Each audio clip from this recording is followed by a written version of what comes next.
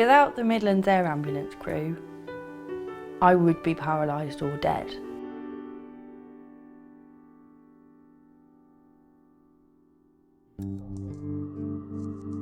I was driving to work down a road I drove every day and my car skidded from under me. The police say that it was a microclimate, which is where there's rows of sunlight going through between trees, and then there's areas of frost that are still on the ground.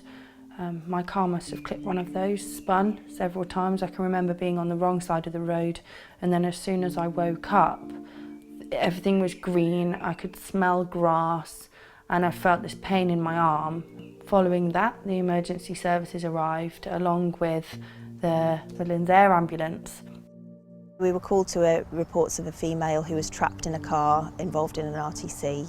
We didn't have any other information other than the fact that she was conscious prior to when we arrived. And as we were approaching the car, we could see that Shelley was conscious, but she was still trapped. So we were quite conscious that it was a cold morning and she'd already been out and exposed to that for quite some time. I was stabilised while in my vehicle. The roof was cut off and I was put on a board and to get me in the road ambulance rather than the air ambulance to get me to hospital safely. So the air ambulance paramedic came with me in the road ambulance, holding my neck the whole way. With Shelley's case, she was complaining of a lot of pain in her neck, so it was imperative for us that we kept her neck and her head and her neck as still as possible the whole time that we were with her. We were looking at it as her being quite fortunate from the outset. At that point, we weren't absolutely clear, again from what I recall, that she'd actually broken her neck.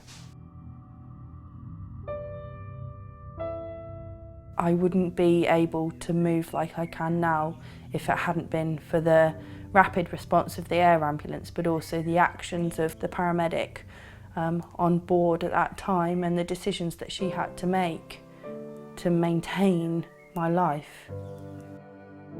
Hadn't it been for the air ambulance, I don't know.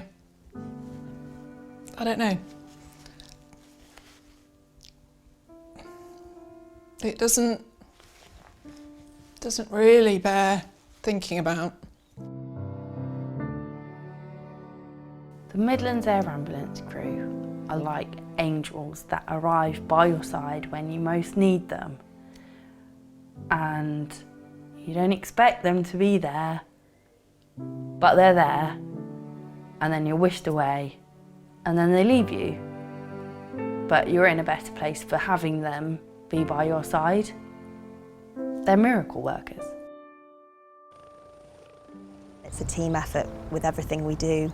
You know, we all give 100% to whichever job that we go to, and every patient for us is our entire focus that whole time that we're with them. And I do find it strange that people think we're heroes, because I am, and we all are, simply doing our jobs.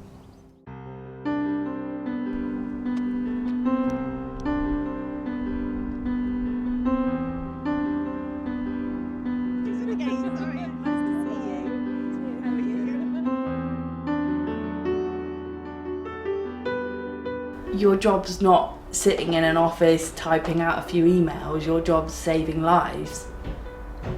I would be dead or paralysed if you hadn't made those decisions, really. So.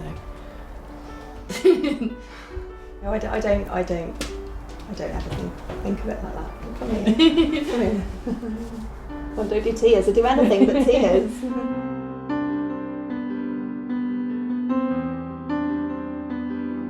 Since my accident and needing an occupational therapist, I can appreciate my art in a therapeutic manner as a form of treatment and recovery and recuperation. I'd really like to show people that art therapy can help you open your mind to the jigsaw pieces that need putting back together. It's meant that now training to be an occupational therapist, I'm giving back some of what I was given, and I want to make my being worthwhile.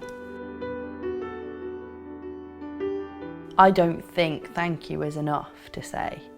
I don't know what else to say, So thank you, a huge thank you.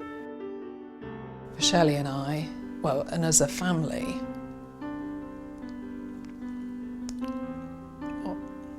what those people did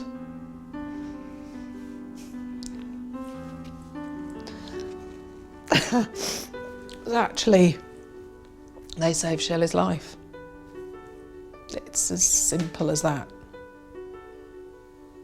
So thank you.